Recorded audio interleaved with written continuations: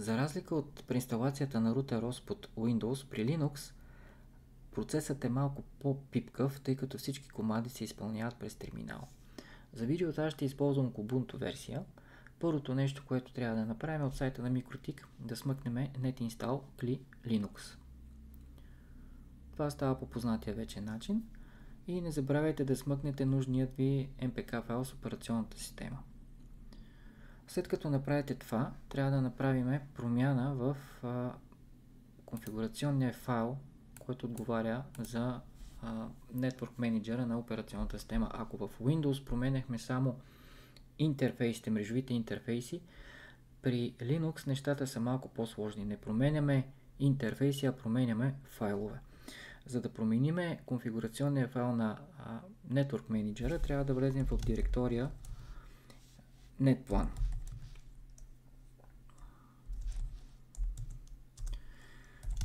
Извикваме съдържанието на папката и файла, който трябва да променим, се казва 01 Network Manager All. Аз вече имам готов файл, който смятам да използвам в момента, но преди да ви покажа как се правят самите промени, трябва да проверите как се казва мрежовия интерфейс, който ще въведете в конфигурационния файл. Това става с команда IPA. Моят интерфейс е N1, номер 3. При вас, разбира се, ще бъде нещо различно и трябва да сте на 100% убеден кой е той. Следващото вече, което правим, е променяме самия конфигурационен файл, но тъй като аз вече имам готов такъв, само ще подменя конфигурацията.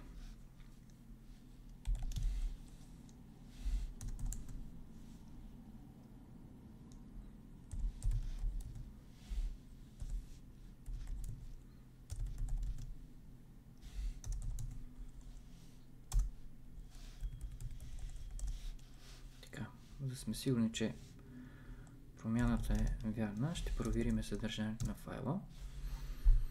Така.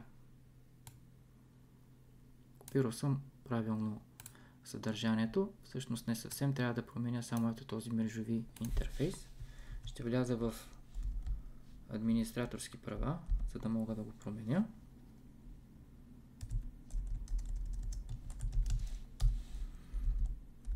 Когато правите промени по този файл, е много важно да не оставяте излишни редове и да спазвате синтаксиса на файла, иначе ще ви даде грешка.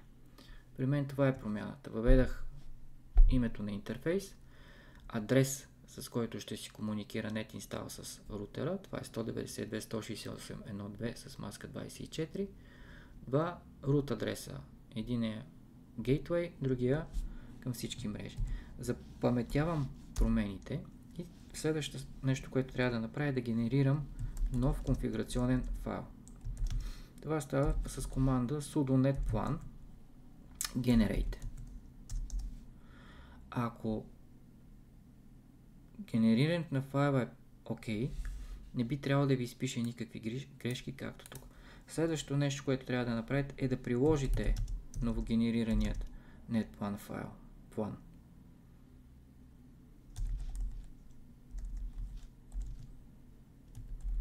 Това става с команда sudo netplan apply. Така, според терминала всичко е преминало успешно и това, което остава да направя, е само да изключа този мрежови интерфейс, който ми е за интернет в момента. Изключвам го, затварям прозореца и отивам в директорията, където download директорията, където се намира NetInstall апликацията.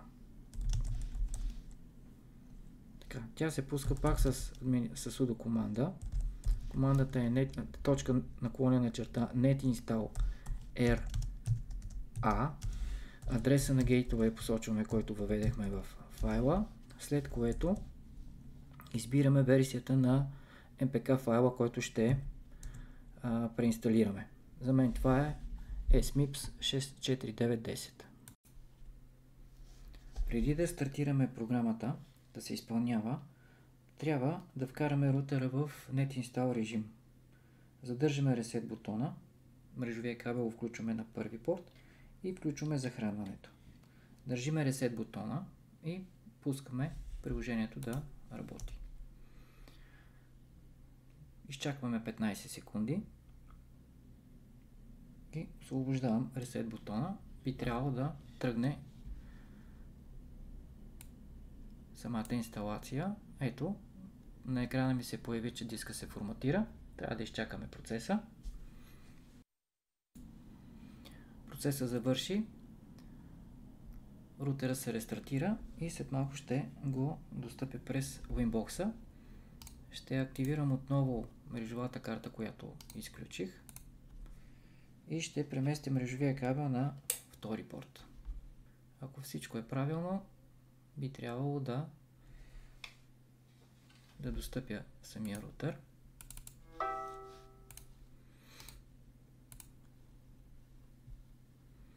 Да, рутера се вижда, може да влезем в него и да си го настройваме. За тези, които не са ползвали много Linux, след като направихме промяна в NetPlan конфигурационния файл, трябва да го върнем в първоначалния вид, който беше. Затова е хубаво, когато правите промени в системни файлове на Linux, винаги да си правите копия, бекъпи, както направих аз. И сега ще го възстановя по най-бързия начин.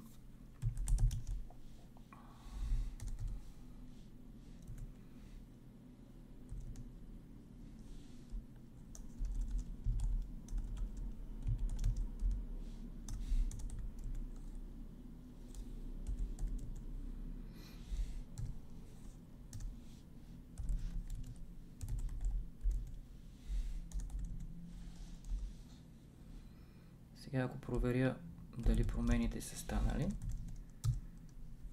Станали са. Трябва да генерирам нов NetPlan.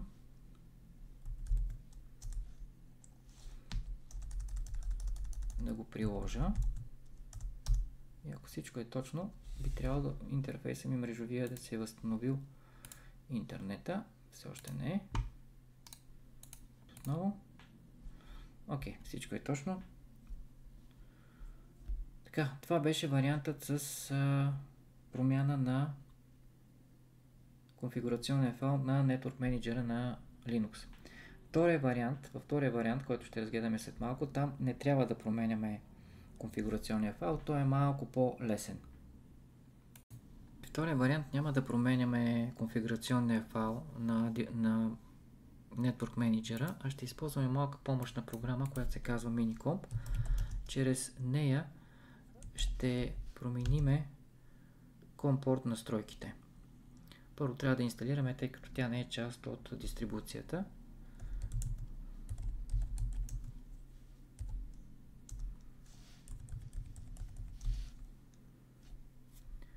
След това пускаме програмата в режим на конфигурация и променяме няколко параметъра. Един от тях е параметър А. Трябва да зададем името на нашия компорт. Ако не сте сигурни как се казва, може да проверите това с команда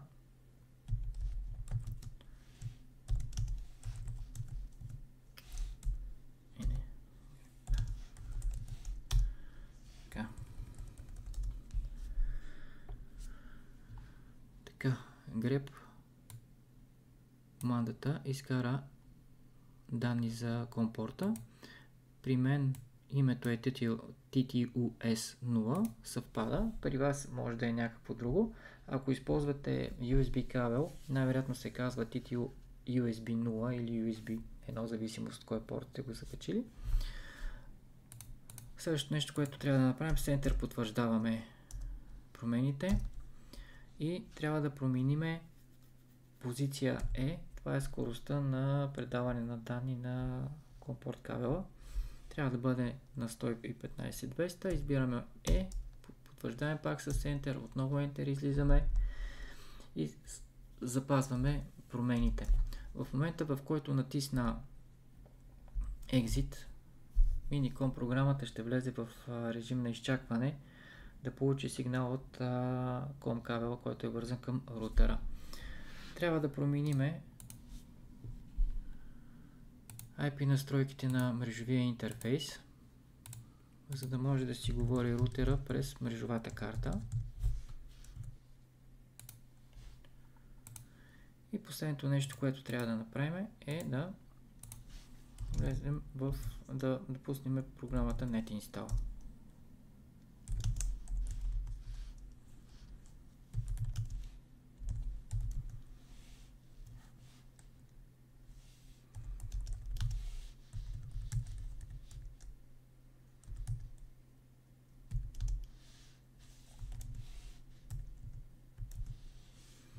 Така, за разлика от предходния вариант, тук няма смисъл да задържате Reset бутона, достатъчно е да пуснете само захранването и ще влезете веднага в Boot BIOS менюто. Тук вече познатото избирате 0 за бутване на девайс, единица за да можете да бутнете през Ethernet порта, X излизате, запускате другата програма и чакате връзка да се осъществи. Влязахме в режим на инсталация и сега трябва да изчакаме.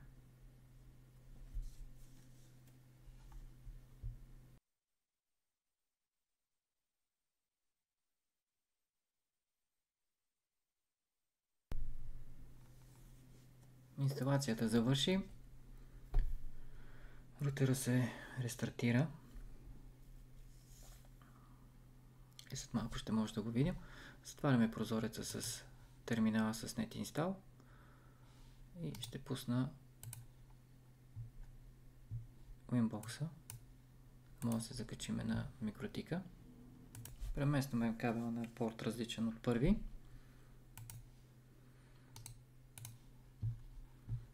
Премахваме конфигурацията, която беше зададена в мрежовата карта.